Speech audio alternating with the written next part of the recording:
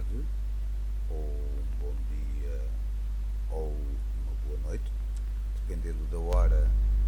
a que possam estar a ouvir este, este vídeo. Esta é a continuação, ou melhor dizendo, é a segunda sessão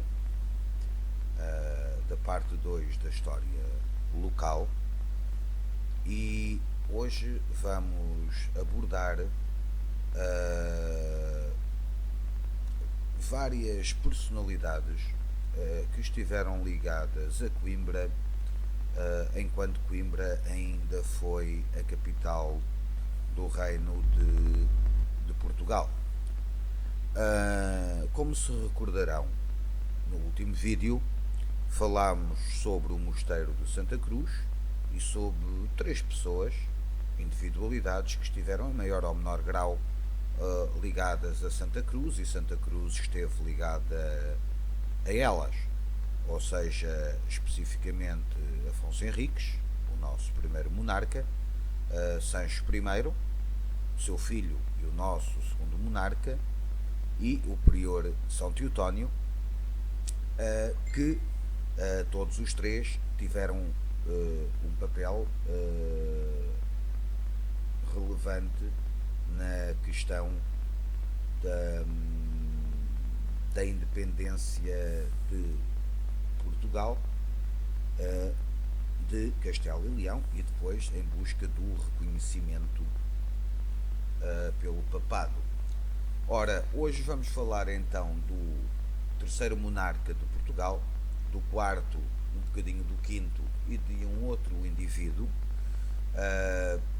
O terceiro monarca de Portugal, como se devem recordar, foi o rei Afonso II, dito o Gordo, que foi rei de Portugal entre 1211 até 1223. E o Afonso II passou uma temporada, ou passou várias temporadas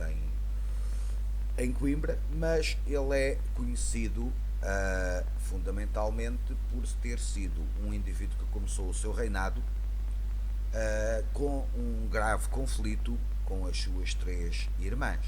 ou seja, as princesas Mafalda, Teresa e Sancha de Portugal, a quem o rei Dom Sancho I tinha deixado em testamento vários castelos, nomeadamente Montemor o Velho, Ceia e Alenquer, juntamente com as vilas associadas e com os rendimentos que daí resultava. Entre 1211 a 1216 houve este conflito entre Afonso II e as suas irmãs, porque o Afonso II recusou-se a reconhecer o tratado ou as disposições testamentárias que o pai tinha deixado. Eventualmente ele acaba por perder o processo devido a uma intervenção do Papa, neste caso no Papa Inocêncio III, e a coroa portuguesa foi obrigada a indemnizar as infantas com uma avultada quantidade de dinheiro, e os castelos não foram para o monarca, mas foram os 3 entregues aos cavaleiros templários. Também é do reinado de Afonso II uma batalha importante na história da Reconquista cristã, que foi a Batalha de Navas de Tolosa, que foi travada a 16 de julho de 1212, e foi uma batalha em que os reis da Península Ibérica, ou seja, Afonso VIII de Castela, o Sancho VII de Navarra, o Pedro II de Aragão, um exército também enviado por Afonso II de Portugal, embora ele não tenha participado, e vários cavaleiros das nobrezas dos vários reinos, assim como cavaleiros ligados às várias ordens militares que estavam na Península Ibérica, ou seja, nomeadamente a Ordem de Santiago, a Ordem de Calatrava, a Ordem dos Templários e a Ordem dos Hospitalários, além de também terem vindo voluntários de França que também combateram nesta batalha e que foi uma grande derrota para os almohadas, e podemos até dizer que aqui nesta batalha de Navas de Tolosa começa o declínio da dinastia almohada. Para além disso, o Afonso II em 1211 fez algo importante em Coimbra, que foi quando foram criadas as primeiras leis escritas portuguesas e foram reunidas pelas primeira vez as cortes com representantes do clero e da nobreza, e em 1220 foram também realizadas várias inquirições, ou seja, uma inquirição é uma investigação feita pela coroa acerca de uma determinada propriedade que um nobre, ou que um bispo, ou que um mosteiro diz que lhe pertence por direito porque lhe foi dado ou dada no passado, e uma inquirição é o rei apurar se de facto o documento que diz que essa terra ou esse castelo ou essa vila fortificada de facto pertence àquela instituição ou àquela família. E estas inquirições foram promulgadas também a partir de Coimbra, ou seja, Coimbra de facto tinha uma importância central, lá está, como servia como capital de Portugal, nestas ações políticas. Em termos de política externa, já falámos aqui da participação portuguesa na Batalha de Navas de Tolosa, embora o Afonso II não estivesse presente, mas ao mesmo tempo, durante o seu reinado, também as ordens militares agiram e houve várias cidades que foram sendo conquistadas ou reconquistadas, nomeadamente Alcácer do Sal, Borba, Vila Viçosa, Veiros, e é possível que até Monforte e Moura tenham sido reconquistadas nesta altura, com a participação de vários indivíduos das famílias da nobreza portuguesa, comandadas pelo bispo de Lisboa.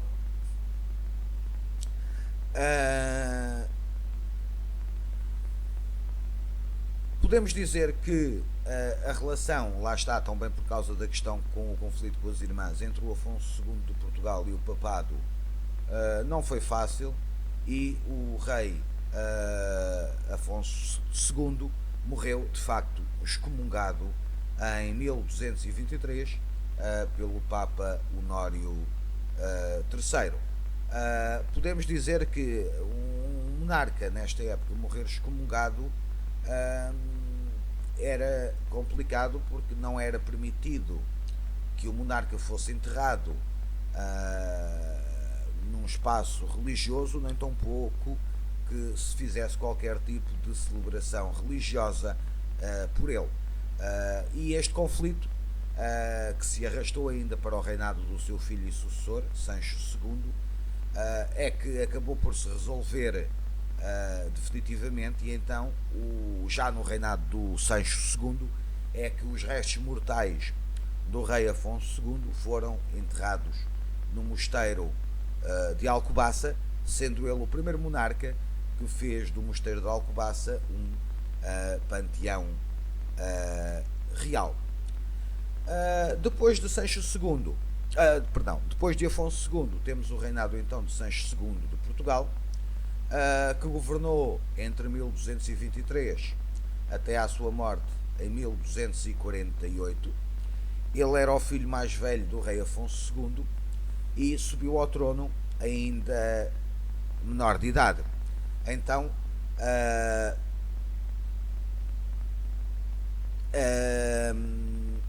houve um conselho de regência que governou nos primeiros anos do monarca, fundamentalmente constituído por indivíduos ligados à administração do pai, e evidentemente que o reinado do Sancho II é um reinado que vê que as famílias da nobreza a terem cada vez mais poder no país e na própria corte. Isto depois, mais tarde, apesar de haver a resolução do conflito entre o Sancho II e as tias, isto leva depois também a vários conflitos com autoridades eclesiásticas, isso é o que vai caracterizar o reinado de Sancho II, que é um conflito constante com várias autoridades eclesiásticas, nomeadamente o Dom Martinho Rodrigues, que era bispo do Porto, o Dom Estevão Soares da Silva, arcebispo de Braga, o Dom Soeiro Viegas, o bispo de Lisboa, e neste processo, em 1234, o rei Dom Sancho II foi excomungado, e os bispos e membros do clero e algumas famílias da nobreza começaram a apelar ao Papa no sentido da substituição do Sancho II pelo seu irmão mais novo, Afonso III. Obviamente que o Dom Sancho II é um indivíduo que esteve ligado à Reconquista. As tropas portuguesas de facto participaram em várias operações militares de avançar a Reconquista portuguesa no Alentejo, embora quem comandasse de facto as forças eram os cavaleiros da Ordem Militar de Santiago, que conquistaram cidades e castelos como Aljustrel, Sesimbra, Aljafar de Pena, Mértola, Ayamonte, Tavira, o que leva a que o Dom Sancho II dependa consideravelmente do papel militar destas ordens religiosas ou militares, nomeadamente da Ordem de Santiago, e que acaba por conceder grandes benefícios à Ordem nos territórios que ela vai reconquistando. Ao mesmo tempo, o Dom Sancho II comete um erro grave em 1241, que ele casa-se com uma nobre daquilo que atualmente é as Astúrias, que é a Dona Mécia Lopes de Haro, e que fundamentalmente ela casa-se com Dom Sancho II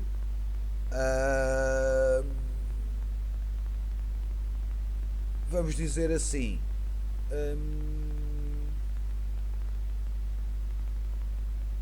violando, vamos dizer, o acordo de casamento que ela tinha com o seu marido anterior. Este casamento nunca foi muito bem visto pelos clérigos portugueses e também por vários nobres portugueses que entendiam que a Dona Mécia trazia para Portugal uma influência da zona da Biscaia que não era suposto haver, e com todos estes conflitos, em 1245, o príncipe Dom Afonso, que vivia em França, denunciou o casamento do irmão com Dona Mécia.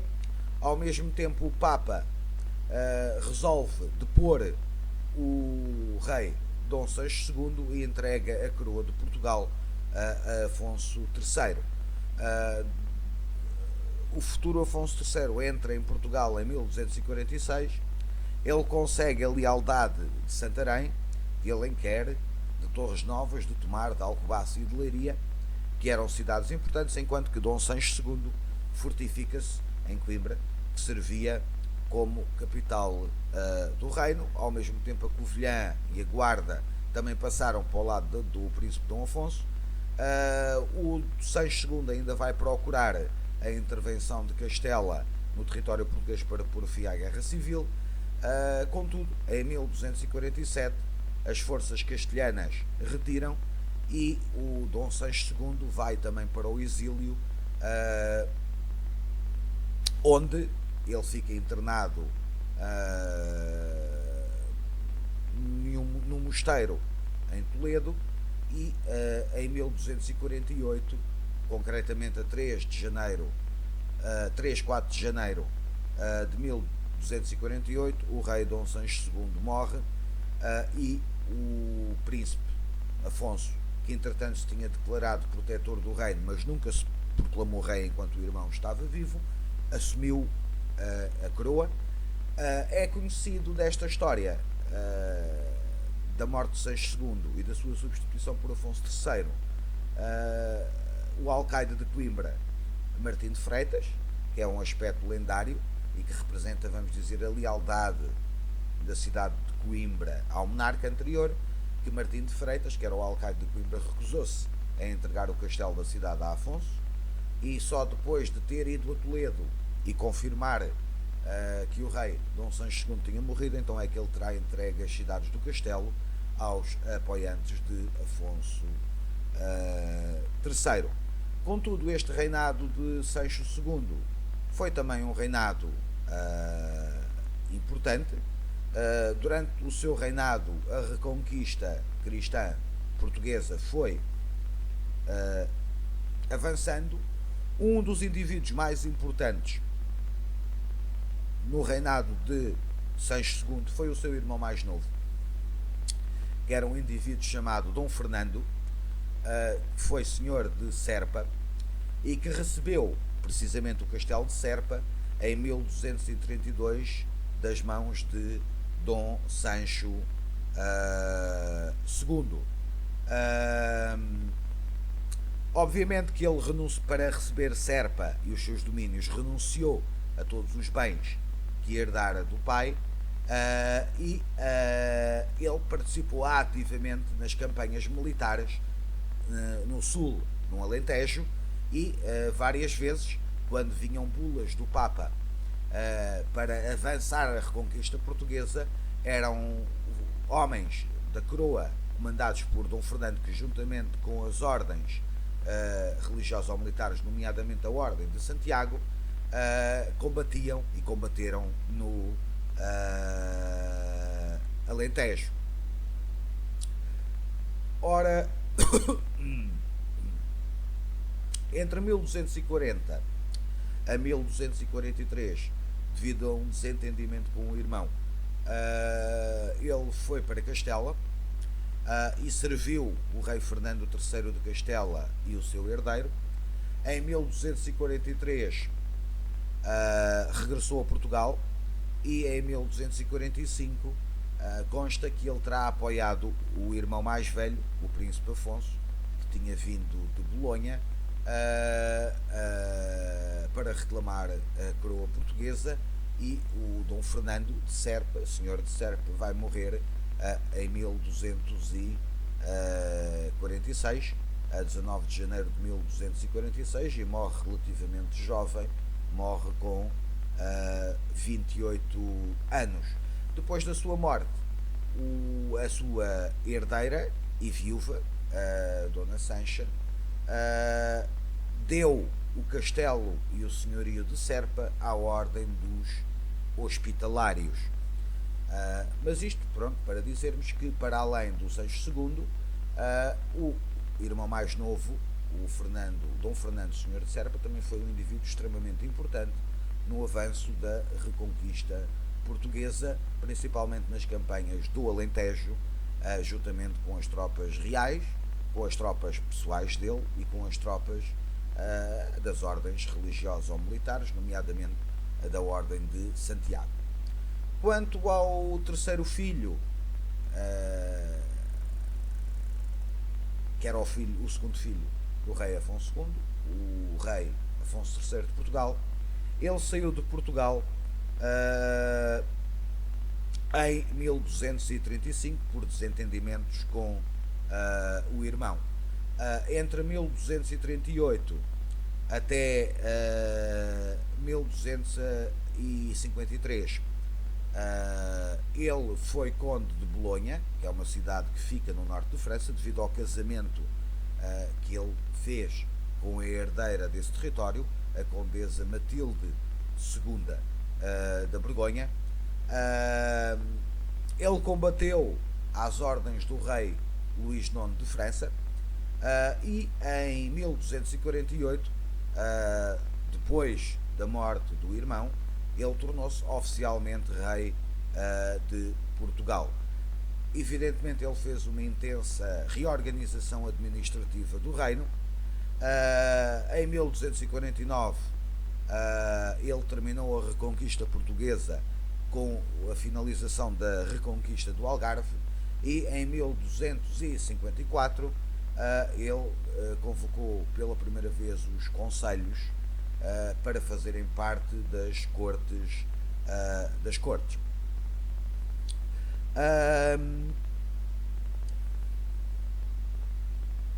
Entretanto, em 1255 o rei Afonso III transferiu oficialmente a capital do Reino de Portugal para Lisboa. Vamos especular agora um pouco o porquê de Afonso III ter feito esta transferência de capital. Primeiro, o Afonso III precisava estar afastado dos territórios que eram maioritariamente controlados por membros da nobreza antiga portuguesa, e isso estava em que zonas do país? Estava fundamentalmente na zona do norte e na zona das beiras, ou seja, na região centro. Grande parte dessas famílias da nobreza não tinham apoiado o Afonso III quando ele regressou a Portugal em 1245, e grande parte das forças que apoiaram o Afonso III foram precisamente os conselhos e membros da burguesia de grandes cidades, nomeadamente de Lisboa, do Porto, que apoiaram a pretensão de Afonso, o futuro Afonso III. Segundo, a fazer valer a tal história do alcaide de Coimbra, a cidade de Coimbra era claramente uma cidade que estava alinhada com o irmão, ou seja, com Dom Sancho II, e que mesmo tendo ele morrido, foi uma cidade que causou grandes dissabores, vamos dizer assim, ao rei Afonso III. Depois, em termos estratégicos, faz muito mais sentido a transferência da capital para um local como Lisboa, que era uma cidade importante, que tinha um porto e tinha um estuário de um grande rio que era navegável quase até meio à época. Ou seja, e era uma cidade que não tinha o peso daquela aristocracia toda antiga que estava ligada à fundação do país desde o tempo de Afonso Henriques. Penso que todas essas razões acabam por ser a explicação porque Afonso III resolveu deixar a cidade de Coimbra e transferir oficialmente a capital do país para Lisboa.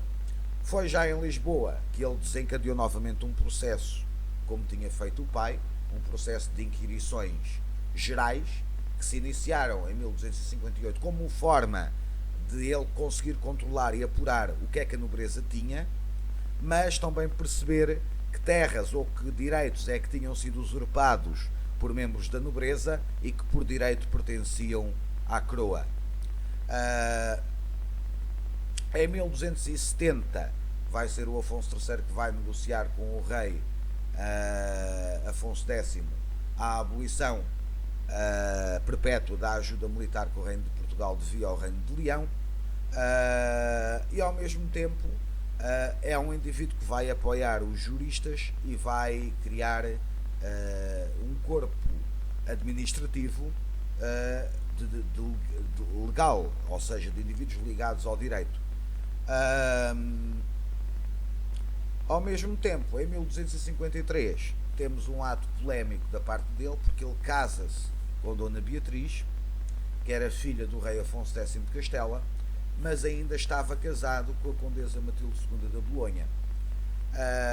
Quando a Condesa Matilde da Bolonha soube deste casamento, ela recusou o divórcio e tentou vir para Portugal, mas entretanto ela morreu pouco antes de chegar a Portugal, ou à vista de Portugal ela morreu, e então o casamento entre Dona Beatriz e o rei Afonso III de facto foi aceite. Ao mesmo tempo, é também devido a este casamento que entra para o território português os castelos de Moura, de Serpa, de Nodar, de Mourão e de Niebla, por exemplo. O rei Afonso III também vai ter conflitos com a Igreja, e em 1277 O Papa Gregório X também excomunga o rei Afonso III, mas perto da sua morte em 1279, o rei Afonso III jurou devolver tudo o que fosse tirado aos membros da igreja, e o abade de Alcobaça de então, na altura, levantou a excomunhão, e o rei morreu pouco depois, sendo também sepultado no mosteiro de Alcobaça, como tinha sido o seu pai. E esta, vamos dizer assim, é a história da cidade de Coimbra como capital do reino, facto que termina, como acabamos de ver, no reinado de Afonso III. Na nossa próxima sessão iremos então abordar a Universidade de Coimbra e vários indivíduos, reis e não só, que estiveram ligados a esta instituição, e também a importância que esta instituição teve e ainda tem no nosso país. Como sempre, espero que todos se encontrem bem, seguros, e vemo-nos numa próxima. Obrigado.